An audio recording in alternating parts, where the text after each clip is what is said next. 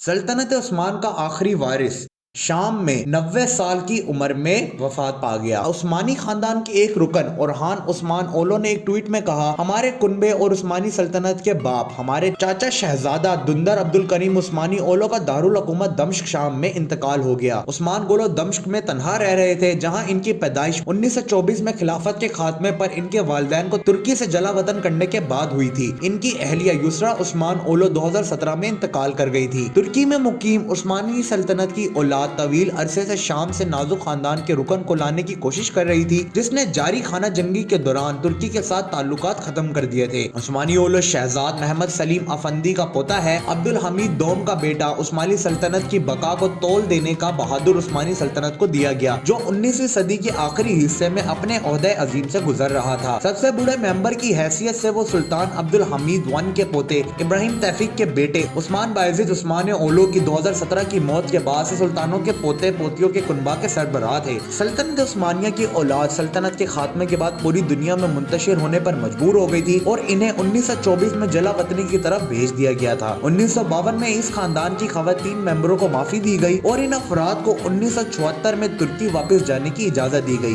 ताहम बहुत ही कम लोग तुर्की वापस आए, क्योंकि इनमें बेशतर कई दिहाइयों तक बैरून मुल्क मुकीम रहने के बाद नई जिंदगी बसर कर चुके हैं। महमूद अब्दुल करीम अफेंडी दमिश्क जाने से कबल इस खानदान के मेंबरों की जला वतनी के दौरान लबनान के दारुल हुकूमत बैरूत में रिहाइश पजीर थे, जहां 1935 में इनकी मौत हो गई। इनके 2 बच्चे और बीवी जिंदा बच गए। दुंदार अब्दुल करीम उस्मानोलियो के भाई हारून 1974 में तुर्की वापस आए और इस्तांबुल में मुकीम हो गए। 68 साल हारून उस्मान ओलो अब उस्मानी खानदान का नया सरबराह होगा। तो दोस्तों, आज की इस वीडियो में बस इतना ही। आपसे मुलाकात होती है अगली वीडियो में, तब तक के लिए अल्लाह हाफिज़।